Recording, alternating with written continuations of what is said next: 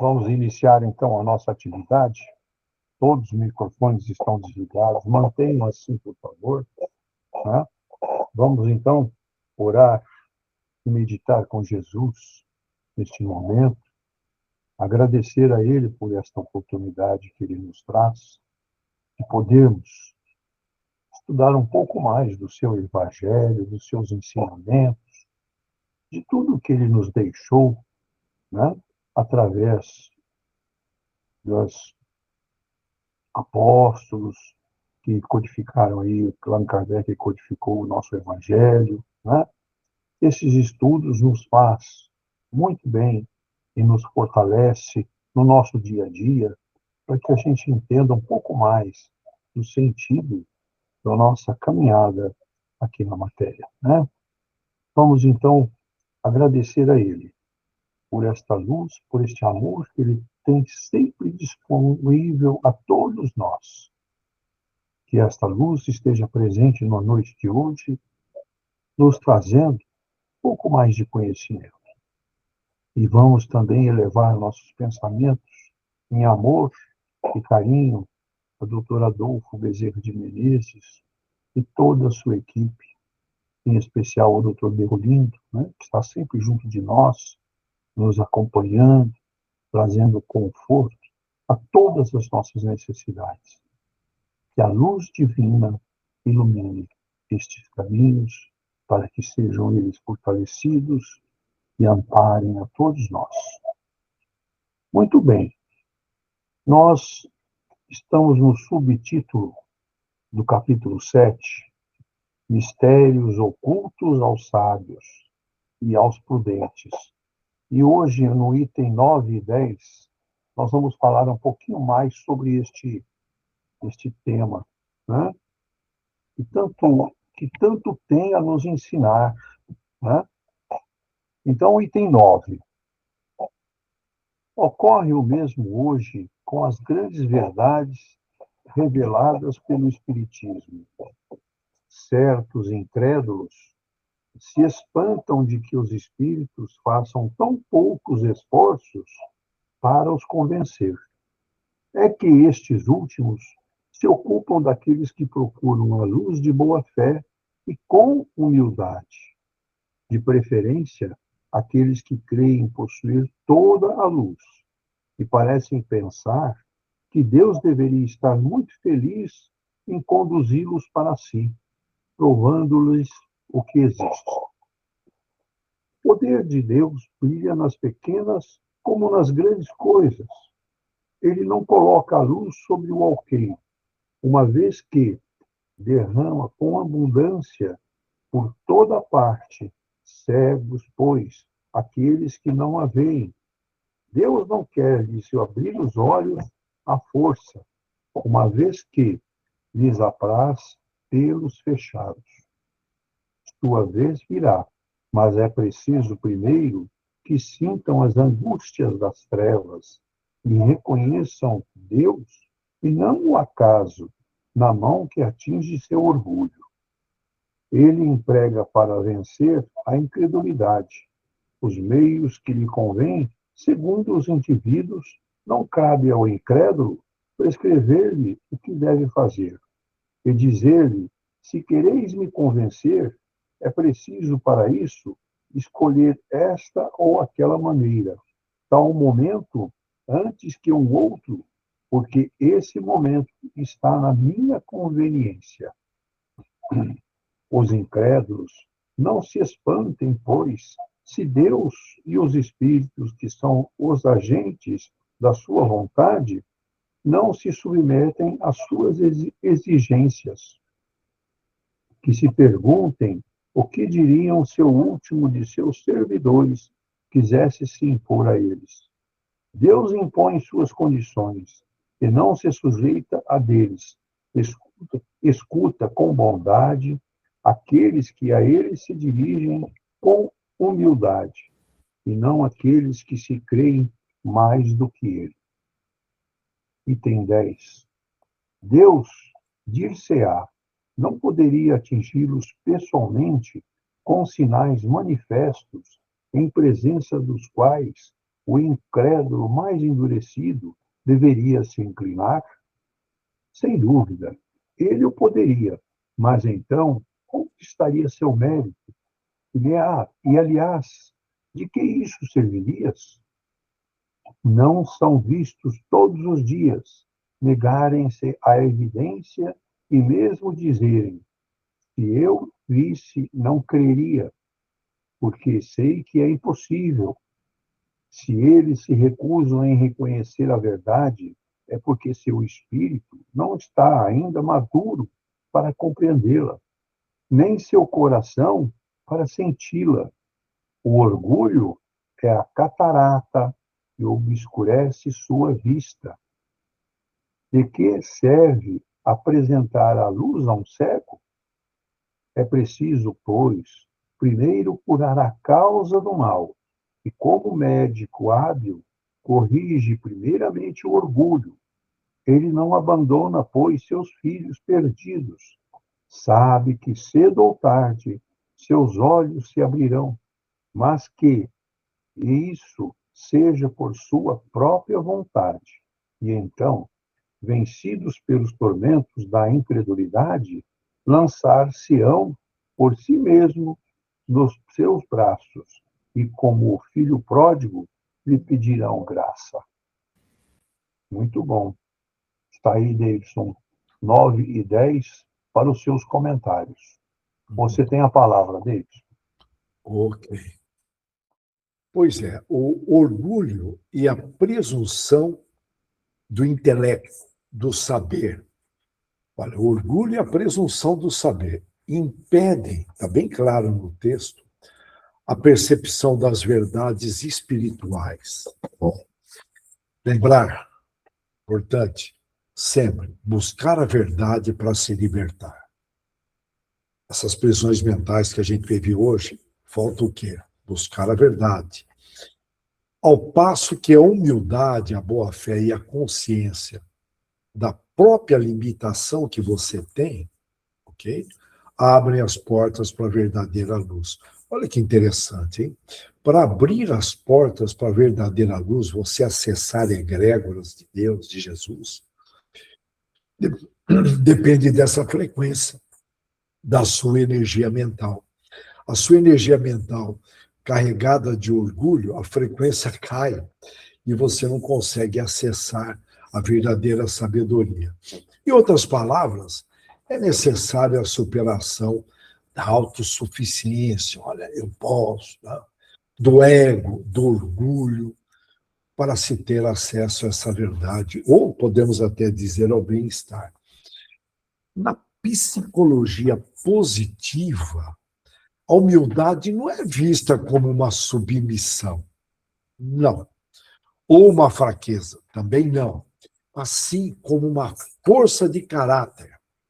Olha só, psicologia positiva pesquisou em vários países, e ele, portanto, com uma força de caráter e virtude de moderação. Olha que interessante, ó. Virtude de moderação, de regulação, de equilíbrio emocional. Olha que interessante, né? Você, portanto, fazer uma alta gestão da sua emoção. Na questão do reconhecimento das limitações, olha, eu posso, eu não posso, a psicologia positiva, eu trago aqui a psicologia para a gente estar trazendo a ciência também e ver outras óticas para perceber que tudo está evoluindo. Então, olha, segundo a psicologia positiva, ela entende que o indivíduo verdadeiramente humilde, tem os falsos humildes, mas os verdadeiramente humildes possuem uma avaliação realista de si, reconhecendo seus erros e limites sem perder a autoestima. E tem pessoas que, ao perceber um determinado defeito, a autoestima cai, ela é muito volátil e não tem sentido. Nós estamos aqui numa escola, num hospital e numa prisão, portanto, nós viemos aqui, é inevitável o erro, é inevitável uma série de, podemos dizer, de reconhecimento de defeitos. Então, é importante manter a autoestima. Eu sei que a sociedade pressiona, a família, a escola, tem uma tendência para jogar a tua autoestima lá embaixo. Por isso que é importantíssimo se autoconhecer. Você encontra gente com 70 anos que não se autoconhece, não se conhece. Não conhece os talentos verdadeiros, estão lá escondidinhos, as suas forças, as suas inteligências deveriam predominar, e todos nós temos esses recursos, alguns mais intensos, menos intensos, mas não se conhecem. Passaram a vida aí, enfim, investindo em áreas. Sim, não estou aqui desmerecendo, porque tudo traz aprendizagem, cura e libertação. Mas é muito importante investir. Eu já joguei um bom tempo atrás, mas eu não duvido que 20% do grupo cumpriu a tarefa, que é escrever 100 características suas que você percebe em si. Exige disciplina. Sem disciplina não tem êxito. Eu sei que nós viemos aí dos povos latinos e europeus, a maior parte de nós, que deixam a desejar em disciplina até hoje, está surgindo uma pequena mudança, basta ver o que está rolando na Europa, enfim, eu não vou entrar nessa área, mas a gente, sempre eu bato nessa tecla, comece a escrever, deixa ali uma agenda te incomodando para você se lembrar. Eu faço assim, fica lá uma agenda, sabe aquelas agendas que a gente ganha de presente? Fica lá um caderninho, eu percebi que hoje eu pisei na bola nisso, eu fiz isso, reagi dessa forma, fiz isso, gostei de fazer, vai anotando, se autoconhecendo. A hora que você atingir 100 características, você pode até dizer, eu acho que eu me conheço razoavelmente hoje. Olha o verbo achar. Mas tem que investir. Tempo nós temos. Dizer que não tem, é o tempo. Meça quanto tempo você deixa no celular. Meça. Bom, portanto, aí humilde. São poucos no planeta Terra que são humildes, né? Isso é importante enfatizar. Tem mais abertura ao aprendizado. Porque o orgulhoso fala, eu sei, sobe aquilo na cabeça dele, ele não se abre para aprender. Não, eu já sei, não faz curso, não vai atrás, e sem perceber ele vai ficando para trás. Bom, eu estou aqui, não que ele deva estar na frente, por favor, porque isso aí dá uma conversa danada, eu não quero entrar em contradição. Mas ele, acho que não deve, e nós viemos aqui para aprender na vida. Então ele se fecha. Não, eu já sou o bonitão, no bom sentido, tá? Por favor, interpretem bem essa gíria com o maior respeito. Então, olha, o humilde, ele tem mais abertura ao aprendizado. A pessoa livre do orgulho excessivo, ela é mais receptiva a aprender continuamente. Isso é chamado de mentalidade de crescimento hoje. Em inglês, eles chamam de mindset. Então, olha, enfim, portanto, além do mais, o humilde cultiva relacionamentos mais saudáveis e, consequentemente, desenvolve maior resiliência de se adaptar, enfim, porque ele não tem tantas prisões mentais. Já o indivíduo arrogante, ele cria barreiras mentais, relacionais, de relação, que acaba bloqueando aí o desenvolvimento interpessoal dele e até o bem-estar. Porque, de alguma forma, ele acaba se isolando. Tem relação com o egoísmo, mas eu não vou pegar essa área. Mas ele acaba se isolando como um egoísta também. Tem uma relação fortíssima. Agora, os protestantes, eles destacam bastante aquela frase bíblica, bem-aventurados os pobres de espírito, que são os humildes. E só já comentamos isso na última reunião, e em cima disso eles colocam uma pedra angular da interpretação sobre o estado do coração do indivíduo perante a Deus. Então, olha, a humildade, nesse sentido, é muito destacada no meio protestante. E a teologia, eu ia falar aqui, a teologia reformada por Lutero, que é o movimento protestante, desconfia muito da autossuficiência e da razão orgulhosa, que muitas vezes, enfim, acredita que isso vai procurar uma salvação, ou muitas vezes se autojustifica atrás disso. Com isso, o movimento protestante destaca muito a importância do abandono do orgulho humano. que, lógico, quem cai entre nós necessita de muitas, muitas reencarnações, sem sombra de dúvida. Considerando que o orgulho e o egoísmo, eu não quero, volto a enfatizar, não quero mergulhar no egoísmo, são as causas de todos os males no planeta. Não é fácil, nós estamos aqui na teoria, mas é na prática que a gente vai reduzir esse orgulho. Tão bem mencionado aqui na teoria do Evangelho Espírita. Portanto, na linha dos protestantes, essa salvação, eles falam muito em salvação, né, perante a Deus, e essa própria revelação ocorre pela fé e pela graça de Deus. Eles falam muito em dependência de Deus, uma dependência muito grande. Eu não vou aqui, por favor, respeitando todas as religiões, e batem na tecla de esvaziar totalmente a vaidade. É o que eles batem na teoria. Na prática, lógico que tem um longo caminho, mesmo entre os católicos, entre os espíritas, entre os protestantes. Tem isso na teoria, mas para colocar na prática, eu volto a enfatizar, são necessárias muitas reencarnações. E o texto analisado, ele deixa bem claro que os sábios aos próprios olhos, né, aquele que se olha muito, né, o eu, eles não alcançam o reino porque confiam no próprio saber. Não, eu sei, eu tenho experiência, aquela coisa toda, né? E sim, porque eles se submetem à simplicidade e a Deus. Olha, volto a enfatizar. Eles se submetem à simplicidade e a Deus. E o texto bate muito nessa tecla. No budismo, a questão do orgulho e da soberba, que é um dos 7 pecados capitais, a soberba, aí no caso intelectual, segundo os budistas, provoca um sofrimento humano. E provoca. O orgulho e o apego a esse próprio saber, esse apego, são formas, podemos dizer aí, de ilusão de um eu superior, sabe? Separado de Deus. Em outras palavras, a ilusão do ego, esse ego que nós comentamos no último encontro, o ego inflado. Portanto, é um véu que a gente coloca de ignorância. Acreditar-se detentor do conhecimento, e, portanto, do conhecimento, podemos usar o termo supremo, e é uma das maiores manifestações de ignorância espiritual. Estudiosos, palestrantes, um risco enorme, a gente discute muito, eu discuto com o grupo espírita o risco. A gente começa a ministrar palestras, a gente acaba aprendendo bastante, porque você prepara a palestra. E o risco de se achar, graças a Deus eu faço isso, eu falo, isso aí é teórico, Deus, você está longe da prática. Tem que falar constantemente, porque os irmãozinhos obsessores, eles te estimulam por orgulho, para arrogância, achar que você sabe.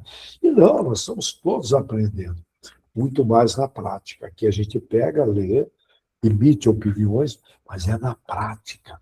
É na prática que a gente mede, é medido em cima, na prática, na vida, no dia a dia, que é medido se você é uma pessoa orgulhosa ou não. Você pode até se achar, não, eu sou humilde. É na prática. E fica tranquilo que tudo é medido, e ao sair daqui a gente fala, verdade, eu achava que eu era humilde. Verbinho achar. Portanto, está bem claro no texto que o orgulho, a prepotência, de alguma forma, obscurecem a mente humana. E agem aí, logicamente, como uma barreira, e faz a pessoa perder a noção da realidade. Imagine, você perder a noção da realidade, o risco enorme de você colocar suas competências e inteligências na direção errada. Você não tem noção do que está rolando. Você não consegue acompanhar. Portanto, é uma ilusão, é um perigo. E, não espalhem, a ausência do bem trabalha constantemente em cima disso. Trabalha constantemente. Eu já comentei aqui em algumas reuniões, as poucas vezes que eu fui humilhado, ali eu testei o meu orgulho. E é fantástico. Ali você mede, você sente na pele. Por isso, fiquem tranquilos, se a gente está num alto nível de orgulho, de arrogância, Deus, através dos emissários, através da administração de Jesus, através do nosso anjo da guarda, vão encaminhar situações para você ser humilhado. E aí você vai ver como você reage. É muito interessante, viu? Eu tenho que agradecer. Eu passei por algumas situações maravilhosas que, na época, eu não achei maravilhosas. Maravilhosas. Depois que passou, eu falei, caramba, Deus é maravilhoso. Né? Ele faz a gente cair na real. A vida faz a gente cair na real. Então, o indivíduo preso ao seu próprio saber e à vaidade, ele não consegue, eu estou batendo nessa tecla, enxergar a verdade das coisas. Portanto, tem que refletir nessas certezas rígidas para ele poder alcançar essa sabedoria, levar a frequência. Lembrando que essas mudanças grandes e rápidas que estão ocorrendo aí, está balançando os rígidos, sabe aquele cara? De repente, o mundo mudou ao redor dele e ele está lá naquelas práticas, está dormindo em botina. Você vê que o mundo está mudando rapidamente, inclusive para pegar. Ou, com certeza, não é verdade? Aquela pessoa, não, eu nasci assim, eu cresci assim, e vai mantendo aquele sistema de orgulho que ele absorveu na família, essas mudanças vai mexendo com tudo. Né? Se ele não adquirir flexibilidade e se adaptar, e olha que interessante, as empresas, hoje, aqui entre nós, é uma área que a gente tem que conversar, tem a ver com a vida profissional. Quando capta que o camarada é orgulhoso e arrogante, não contrata. E hoje tem testes, portanto, as empresas, de alguma forma, estão se tornando ambientes cristãos. É uma percepção minha. O líder que não tem um perfil parecido com o de Jesus, sabe, aquele autoritário, não, é assim, cara, eu falei e acabou. Tende a desaparecer.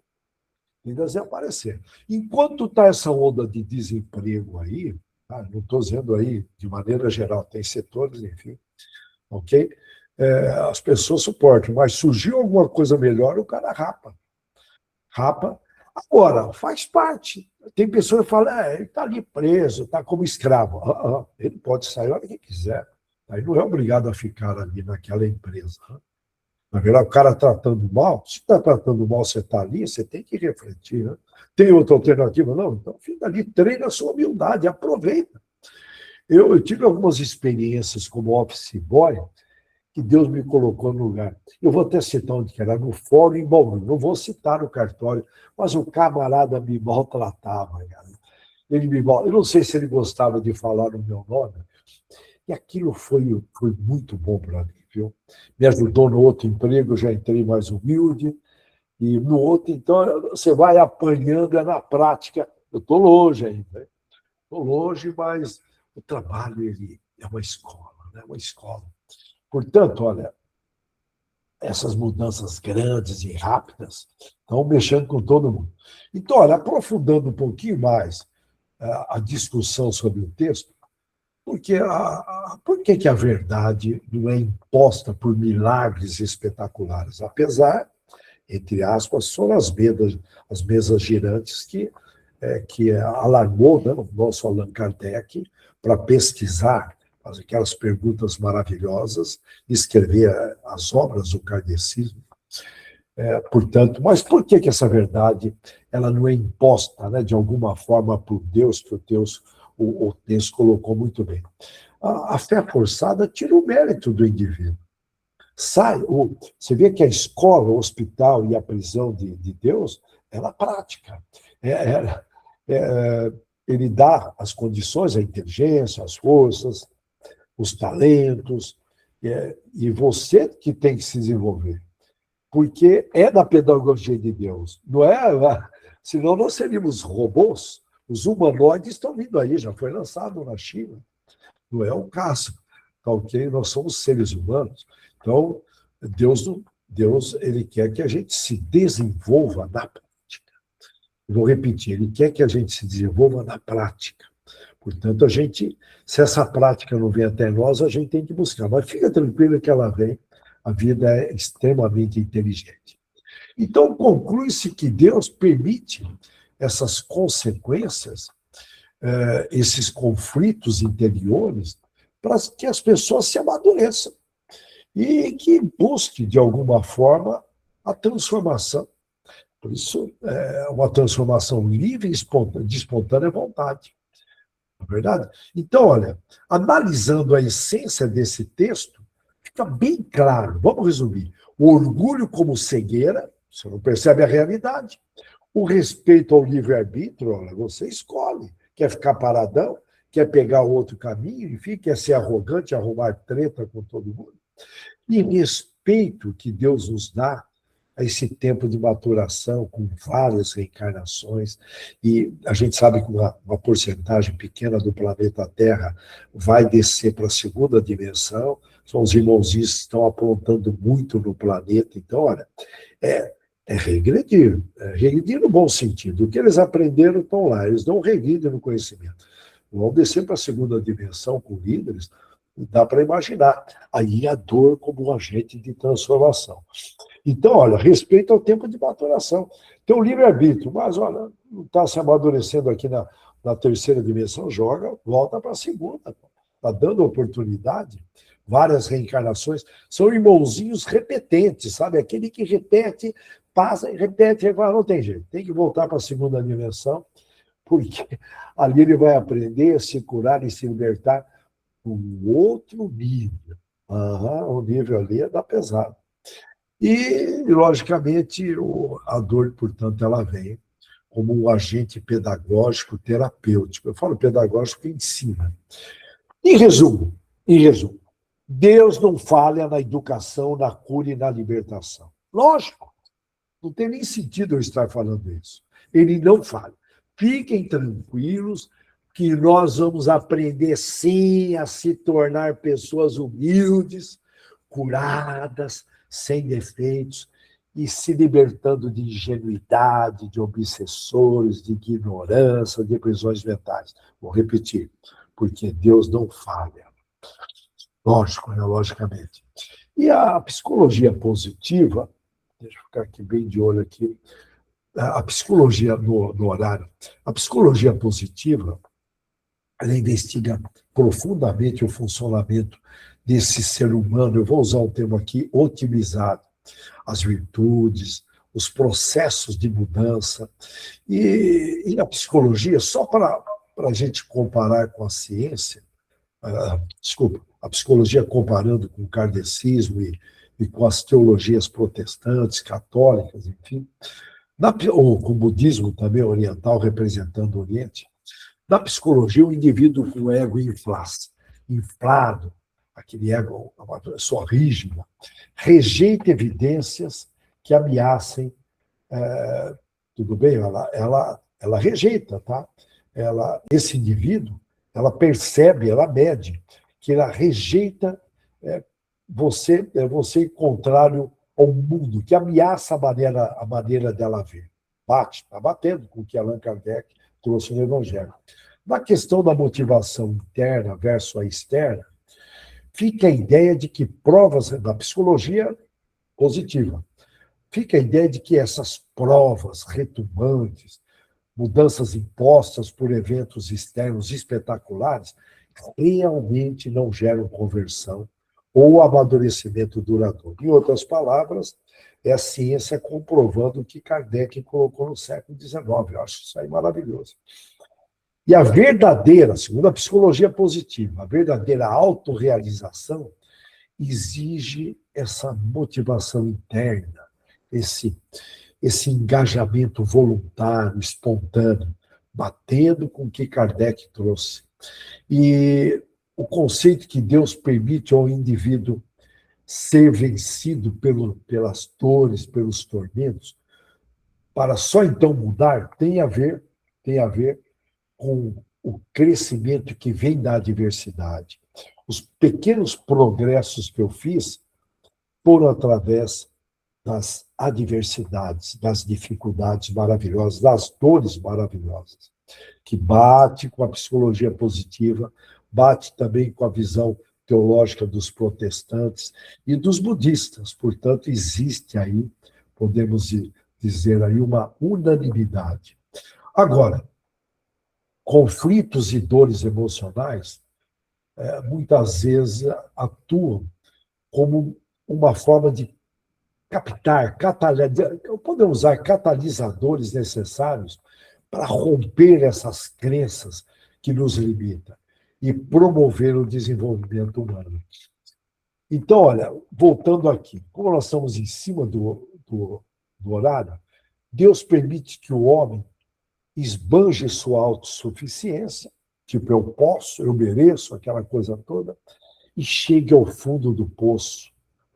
Portanto, aí que são os tormentos, as dores, né, por ter se afastado de Deus, para que, reconhecendo a sua miséria espiritual, retorne voluntariamente e peça perdão. O apego a essas próprias certezas, não é assim, acabou, né? Impede do indivíduo alcançar a iluminação. Sempre lembrando as muitas mudanças que estão vindo aí. E quando Kardec diz que as pessoas são vencidas por esses tormentos baseado na ausência da fé, a incredulidade, o budismo interpreta que a própria experiência de insatisfação, de sofrimento, é o combustível que nos faz acordar, olha o combustível da ilusão, e buscar a eliminação do sofrimento através da prática da sabedoria e da compaixão. Portanto, voltando aqui, as consequências, nós já debatemos no último encontro, e eu vou trazer aqui, olha, uma fala bem objetiva, considerando aqui que nós temos alguns minutos. As pessoas orgulhosas costumam ouvir menos e falar mais. Basta ver aí os ditadores, de maneira geral, deixam de aprender muito durante a vida. Que o ideal do líder é ouvir 80% e falar no máximo em 20%, se possível, perguntando, que a gente aprende muito quando pergunta. E, consequentemente, fica claro, todo esse estudo que nós tivemos, que a cura está nas relações. E, consequentemente, aqui para fechar, portanto, fica bem claro que os humildes, eles têm uma autoestima muito mais sólida. Fica bem claro isso. Não precisam provar o valor para ninguém, são livres dessas prisões mentais, não precisa vencer a todos, eles não estão preocupados com esse orgulho, querer aparecer, ter razão sempre, receber elogios, eles simplesmente vivem. E, consequentemente, a ciência percebeu que estas pessoas humildes, quando eu falo ciência, a psicologia, principalmente positiva, quando a pessoa ela entra nessa frequência da humildade, ela reduz a ansiedade, e o Brasil é campeão em ansiedade, segundo pesquisa de ordem internacional. Reduz a ansiedade, inveja, competição, sofrimento. Portanto, aqueles 3 receios que a gente sempre comenta, que todo ser humano tem, aquele receio de ficar para trás, de não ter atenção e de faltar, o humilde não tem receio de ficar para trás, ele é humilde. E também não tem receio de não ter atenção numa reunião, porque ele é humilde. Já orgulhoso, só tadinho, dá dó. Tudo bem? Eu não estou dizendo que eu seja humilde, eu estou aqui explorando, por favor. Portanto, o humilde só tem aí um determinado receio de não faltar. Portanto, ele é mais livre desse receio, portanto, desta prisão mental. E é uma prisão mental, esses receios de ficar para trás, de não ter atenção. Portanto, humildade significa liberdade. Então, olha, eu vou resumir. Orgulho excessivo tende a produzir o quê? Um ciclo negativo. Por quê? Ele, vou repetir, provoca cegueira para os próprios erros. Percebe? As pessoas ao redor percebem. Decisões equivocadas, conflitos, perdas e sofrimento. E continua. Continua naquela. Por isso que as reencarnações vêm. Já humilde, encontrar-se humildade, favorece outro ciclo. Guardem bem isso. Vejam depois da gravação, porque nós vamos colocar aí, colocar no WhatsApp da cura e no Face também. Então, vamos lá, tá? Em contraste, a humildade favorece um outro ciclo. Qual? Aprendizado, crescimento, melhores relacionamentos. Eu lembro que nós somos uma média das 5 pessoas que convivemos. Sabedoria, realização pessoal e espiritual. Só tem vantagens. Só tem vantagens. E aí, eu vou, já como estamos em cima, eu vou ler um texto maravilhoso. Espera aí, eu vou deixar aqui, ó, eu deixei separado. É um texto maravilhoso que eu separei aqui, que eu achei muito interessante. Quer ver? Olha, está aqui, um minutinho. Eu estou abrindo ele aqui. Está aqui. Olha, vou ver se eu consigo ler aqui. Olha. Prestem bem atenção. A pessoa que tem muito orgulho, ela não consegue entender qual é da humildade. Qual é a praia da humildade? Por quê? Ela confunde essa pessoa, voltando, essa pessoa que tem orgulho, ela confunde humildade com humilhação. Lembrando que quando você é humilhado, é uma oportunidade de você trabalhar a humildade. Uma coisa é uma coisa. Humildade é uma coisa, humilhação é outra. Não é para confundir, não. Quando tem humildade, a gente não se sente menor e não se ofende com nada. A gente vive muito mais em paz. Por quê? Também a gente não se sente maior do que ninguém e não tem necessidade de disputar nada com ninguém. Então, isso deixa a gente em condição de estar sempre aprendendo. Até com o insulto, sendo insultado, a gente aprende. Mas as pessoas preferem se aborrecer. Olha que texto maravilhoso, né? Portanto, olha, eu vou parando por aqui e voltando aqui para o grupo, e fica esse recado, tá, de nós investimos muito em autoconhecimento. Eu só vou reforçar isso. Porque se você não se autoconhece, ok? Se você autoconhece, facilmente você será controlado e manipulado e estimulado no orgulho. E entre outras. Então, olha, se você não se autoconhece, você não consegue ter autocontrole. Se não tem autocontrole, não tem autoconfiança. Portanto, fica o resumo. Cuida mais da sua vida, deixa os defeitos dos outros. Ah, ele é assim, ele é grosseiro. Esquece, irmão. Cuida da sua vida, irmão, que já é muito. Eu paro por aqui. Que Deus abençoe a todos e tenhamos uma extraordinária semana. Reflitam nessas poucas palavras que são maravilhosas, vinda aí da espiritualidade superior. Muito bom. Dando continuidade, então, às nossas reflexões, vamos trazer aí a mensagem do Dr. Deolindo através do André. André, por favor. Falamos um pouco aí sobre orgulho, né? Sobre humildade, sobre a necessidade que temos de sermos colocados a provas todos os dias dentro da nossa oportunidade encarnatória. Temos que entender que o orgulho hoje é a maior enfermidade do mundo, porque todos têm essa deficiência junto de ti.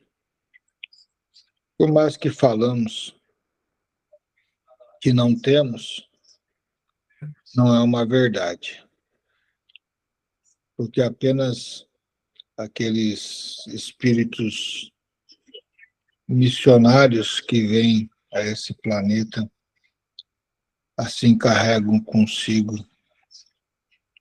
a liberdade total desse sentimento. Agora, é um sentimento não bom? Sim. Por quê? porque ele traz malefícios para o ser, que assim carrega consigo, ele acaba proporcionando malefícios para aquele próximo, da qual com ele convive, independente de onde, de quando, de como. Então, temos nós que buscarmos no nosso dia a dia fazer as nossas reflexões interiores, analisando diariamente como nos portamos no dia anterior. Analisar o que falamos, o que pensamos, quais os sentimentos da qual exalamos e quais as atitudes da qual tivemos. Para que a gente, assim, possa, então, entender um pouco mais de como nos encontramos e trabalhar diariamente num processo de melhoria contínua. Não só nesse quesito, mas em todos os quesitos que necessários se fazem para que possamos assim melhorarmos. O orgulho, ele é prejudicial? Sim, é prejudicial. Para quem? A começar por nós mesmos. E acabamos por sofrer. Por assim, muitas das vezes, interpretarmos de forma errônea muitas coisas que acontecem em nossas vidas. Prejulgamos o próximo com facilidade. Acabamos por fazer uma miscelânea muito grande no contexto das situações que ocorrem diariamente em nossas vidas. Por quê? Porque temos uma deficiência muito grande. Queremos sempre nos posicionarmos com destaque.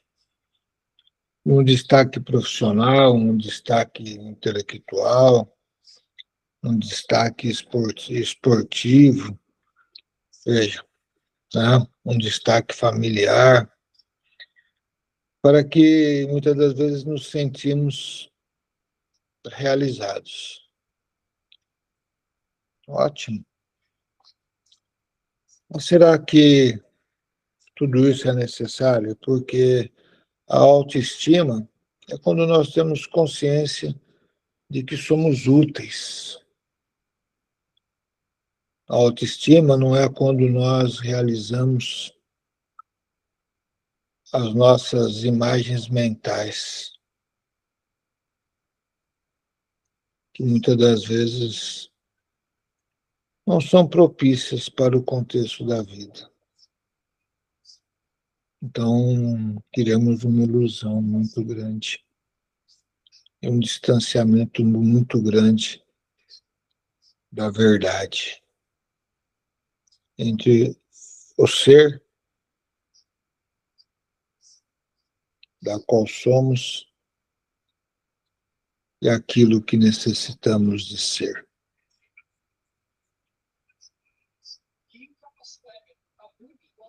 Então é importante que olhemos um pouco mais para nós mesmos e consigamos vislumbrar se estamos fazendo bem para aquele meio da qual nos encontramos ou não. Até porque esse sentimento, quando ele chega a agredir o próximo, veja, é algo da qual é muito preocupante. Porque o próximo também tem consigo o orgulho, a vaidade. E acabamos por gerar mais um inimigo em nossa sequência de vida, onde teremos que lá na frente nos ressarcirmos mutuamente, porque ambos são necessitados. Daí vem a necessidade de compreender, de acertar, de aceitar a condição da qual se encontra, e principalmente de adquirir um pouco mais da humildade e aprender a entender o seu próximo e, dentro desse entendimento, a perdoá-lo. E vice-versa também. Então, aí o tempo vai se passando e o que ocorre? Nós desperdiçamos ele de uma forma supérflua. Então, olhemos um pouco mais para nós. Não deixemos com que esses sentimentos nos paralisem, porque esse sentimento ele acaba fazendo com que nós nos limitemos a muitas coisas. Não desabrochemos ideias ou ideais muito mais positivas. Então, se realizem, sim. Criem automotivação junto a cada um de vocês. De que forma? Se colocando útil ao próximo, útil a Deus. Com a simplicidade e a certeza de que todos nós temos muito a aprender, mas também temos muito a oferecer ao próximo de ensinamento. Porque todos carregam consigo a positividade e muitas das vezes deixa com que a negatividade faça parte de um tempo da tua vida. Mas não deixe ela se predominar, não.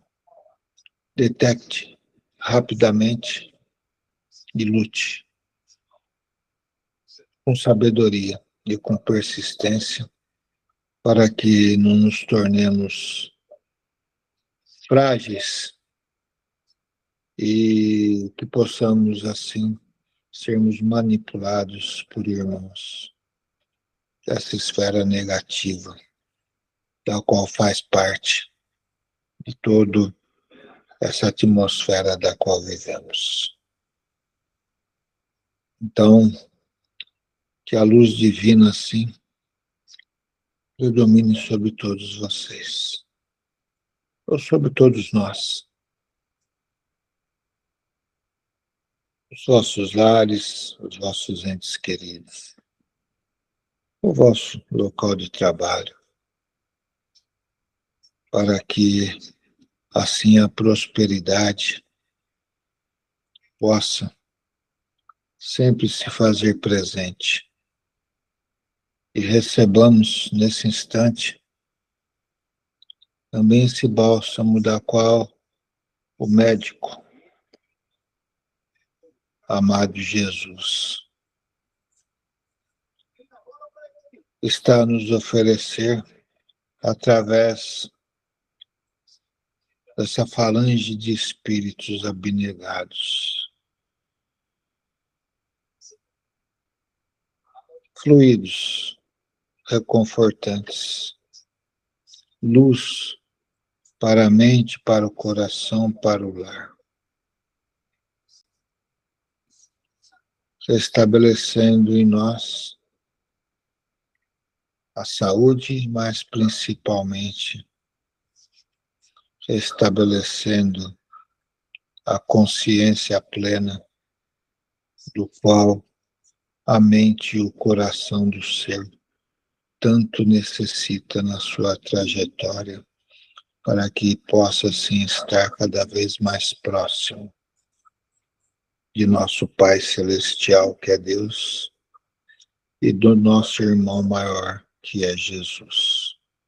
Inclusive, estejam interligados a esses vossos anjo guardião, da qual no dia a dia tanto se esforça por vos orientá-los e fazer com que essa negatividade, esses sentimentos não bons, possam ser eliminados da nossa trajetória de vida atual, levando para o futuro algo muito mais positivo e útil para o caminhar e o despertar do espírito na sua erraticidade. Então, assim que a luz do divino e amado Mestre prevaleça sobre o coração de todos. Que assim seja. Receba, doutor Deolindo, a nossa gratidão pelo carinho, pelas palavras que nos confortam e traz a paz interior em todos nós. Jesus, querido Mestre, agradecemos por esta noite, por tudo que nos trouxe, pelos conhecimentos que nos foram trazidos, pelas explanações que foram feitas em construindo uma ideia melhor do nosso caminhar, do conduzir a nossa vida. Que Jesus abençoe e ilumine a todos os nossos irmãos com os nomes postados no nosso grupo, que sejam abençoados, iluminados por este amor e este carinho que Jesus tem por todos nós. E em gratidão, Jesus, a este momento que vivemos de alegria e de felicidade nesta noite, nós vamos dirigir a prece de Cáritas.